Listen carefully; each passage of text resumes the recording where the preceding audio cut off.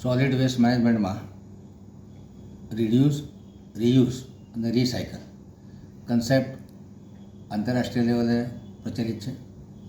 સ્વચ્છ ભારત મિશન અંતર્ગત વડોદરા કોર્પોરેશન દ્વારા RRR વાન કે જેમાં ખાસ કરીને આ વાન ઘરે ઘરે જઈ અને જૂના કપડાં, જૂના રમકડાં, જૂના પુસ્તકો, સ્ટેશનરી આ બધી વસ્તુઓ ઉઘરાવી અને વડોદરા શહેરના 4 ઝોનમાં 4 ડેપો બનાવવામાં આવશે, જેમાંથી LM દ્વારા આપણે જે વસ્તુ વપરાય એવી હોય એવી ગરીબ બાળકોને માનો કે રમકડાં છે કે કપડાં છે, નાના મોટા ઓલ્ટરેશન કરી અને આ વસ્તુ કચરામાં જાય છે. એના બદલે જે ગરીબ બાળકો છે એ લોકોને કામ લાગે, જૂના પુસ્તકો હોય, જૂના કપડાં હોય, જૂના રમકડાં હોય, એમાં નાના મોટા રિપેરિંગ કરી અને આ નાના બાળકોને મળે એ પ્રકારનો કન્સેપ્ટ તૈયાર કરવામાં આવ્યો છે.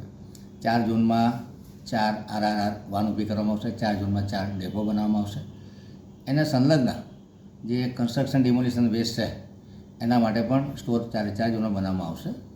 ખાસ કરીને 4 ઝોનમાં જે જગ્યાઓ સિલેક્ટ કરી છે એમાં અટલાદરા, બાયલી, ગાજરાવાડી અને રાત્રિ બજારની આસપાસની જગ્યા, આમ કરીને 4 સ્ટોર બનાવવાનું હજુ ટેન્ટેટિવ નક્કી થયું છે.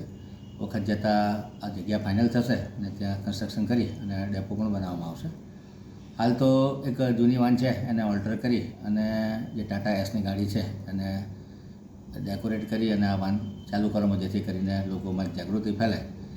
આવનારા વખતમાં 4 નવી વાન લઈ અને RRR વાન બનાવવાની અને CND વેસ્ટના સ્ટોર બનાવવાનું આયોજન છે, જેથી કરીને કન્સ્ટ્રક્શન ડિમોલિશન વેસ્ટ જે આખા વડોદરામાં જ્યાં ત્યાં પડેલો હોય છે, બિલ્ડરો, લેબર કોન્ટ્રાક્ટરો, ટ્રેક્ટરો દ્વારા ગમે ત્યાં આ કન્સ્ટ્રક્શન વેસ્ટનું ડમ્પિંગ થતું હોય છે.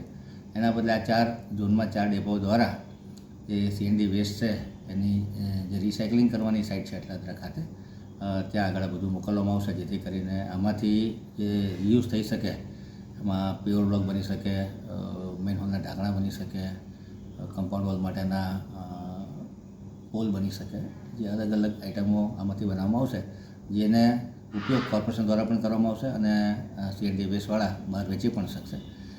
એટલે સોલિડ વેસ્ટ મેનેજમેન્ટમાં સ્વચ્છ ભારત મિશન અંતર્ગત વડોદરા પણ પોતાનું યોગદાન આપવા જઈ રહ્યું છે.